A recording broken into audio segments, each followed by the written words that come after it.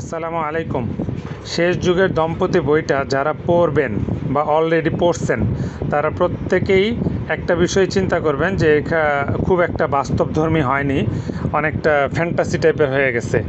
মানে যত সহজে বিয়ের চিন্তা ভাবনা করা হয়েছে, পরিবারকে মানানো হয়েছে, তারপরে নুজাইফার ওমরের সাথে এত সহজে মিলে যাওয়াটা বা সহজভাবে নিজেকে স্ত্রী হিসেবে প্রকাশ করা, নিজের ভালোবাসা প্রকাশ করা, এগুলি আসলে কল্পনাতেই সম্ভব, বাস্তবে কখনোই সম্ভব না। বাস্তবে পরিবার কখনোই এত সহজভাবে মেনে নেবে না। এটা আমিও জানি আমাদের বাস্তবতা কত কঠিন, কত নিষ্ঠুর, কিন্তু এইটাকে কল্পনা বলাটা ভুল হবে। কেন? বরং এইটাই হওয়া উচিত ছিল বাস্তব। মানে আমি যে জিনিসটা আনছি এই বইতে, ওমর নুজাইফার ব্যাপারটা, ওদের ভালোবাসার সম্পর্কটা, ওদের বিয়ে হওয়াটা, সব কিছু ইজিলি হয়ে যাওয়ার বিষয়টা, এইটাই তো বাস্তব হওয়ার কথা ছিল, তাই না? এইটা না হয়ে যেইটা অবাস্তব ছিল, যেটা কঠিন, যেটা হওয়া অনুচিত ছিল, সেইটাই আজকে সহজ হয়ে গেছে। অর্থাৎ অনিয়মটাই আজকে নিয়ম হয়ে গেছে। মানে বাবা মা সব কিছুকে খুব কঠিনভাবে নিতেছে, কঠিন করে ফেলছে। ছেলেমেয়ের বিয়ে দিতে চাইতেছে না, বা ছেলেমেয়ের চাওয়াকে, পছন্দকে গুরুত্ব দিতেছে না, এইটাই আজকে ইজি হয়ে গেছে।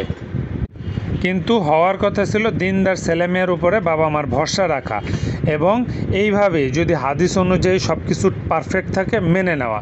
সেটা কিন্তু হয় না, যার কারণে অলরেডি কিছু পাঠক অভিযোগ করে ফেলছেন যে ভাই এখানে বাস্তবতা কম আসছে, বাস্তবতা এত সহজ নয়, অনেক কঠিন, আর বেশিরভাগ কল্পনা বিলাসিতা আসছে, এমনটা আসলে হয় না।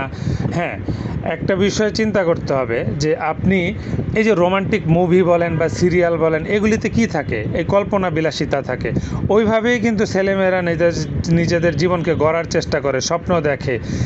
একজন মেয়ে তার স্বামীকে ওইভাবে পাইতে চায়, একজন পুরুষ তার স্ত্রীকে ওইভাবে পাইতে চায়। দেখেন, কাফেররা বা আপনার এই শয়তানের দলেরা এই ধরনের ফ্যান্টাসি মুভি দিয়ে ঠিকই কিন্তু আমাদের যুবক যুবতীদের ব্রেনকে কন্ট্রোল করতেছে। তাহলে আমি কেন সত্যকে তুলে ধরে আমাদের সমাজের বাবা মার ব্রেনে মেসেজটা পৌঁছায় দিব না?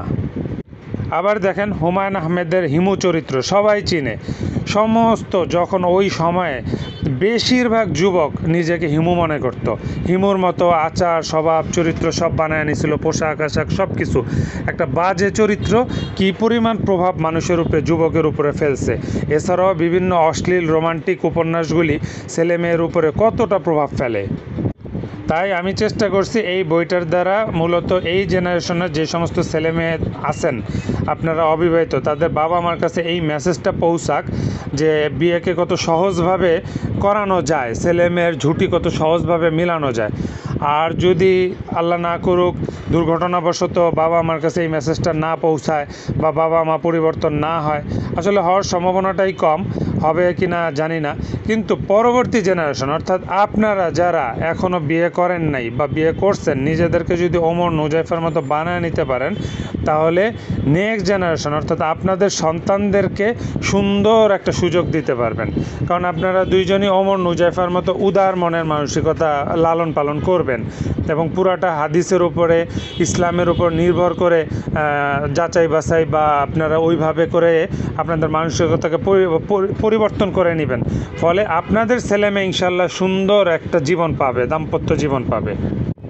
আর এই বইতে হয়তো আপনারা খেয়াল করছেন যে নুজাইফা কথায় কথায় তার মাকে হাদিস শোনায় এবং তার স্বামীকেও শোনায়। হ্যাঁ, নুজাইফা মোটামুটি দিন সম্পর্কে জানে, এই জন্য আত্মপক্ষ সমর্থন করছে। ফিতনা থেকে বাঁচার জন্য, নিজের চরিত্রকে রক্ষা করার জন্য ওমর নুজাইফা দুইজনই কঠোর অবস্থান নিছেন। যদিও বর্তমান বিকৃত বাস্তবতার সাথে এটা মিলে না, কিন্তু নিজের ঈমান বাঁচানোর জন্য এই কঠোর অবস্থান নেওয়া অত্যন্ত জরুরি। না হলে এই জমানায় ঈমান বাঁচানো সম্ভব হবে না। এখন একটা কথা শুনতে যদিও খারাপ শোনা যাবে, তবুও বলি যে বর্তমান জমানায় বেশিরভাগ দিনদার ছেলেমেয়ের দিন নষ্ট হবে বাবা মার কারণে। এই জন্য বাবা মার কাছে মেসেজটা যাওয়া অত্যন্ত জরুরি। আপনারা একটু গভীরভাবে চিন্তা করে দেখেন, এইটাকে এখন অবাস্তব কল্পনা মনে হলেও এইটাই কিন্তু বাস্তব হওয়ার কথা ছিল। এইভাবেই বিয়েকে সহজ করার কথা ছিল, কিন্তু হয় নাই। তাও আমি এই মেসেজটা দিচ্ছি। এরপরে দ্বিতীয় খণ্ড বের করব, ওইটাতেও ইনশাল্লাহ আরও কিছু মেসেজ দিব যে কিভাবে আরও সুন্দর সহজভাবে বিয়ের ব্যবস্থা করা যায়। আল্লাহ তাআলা আমাদেরকে বোঝার তৌফিক দান করুন।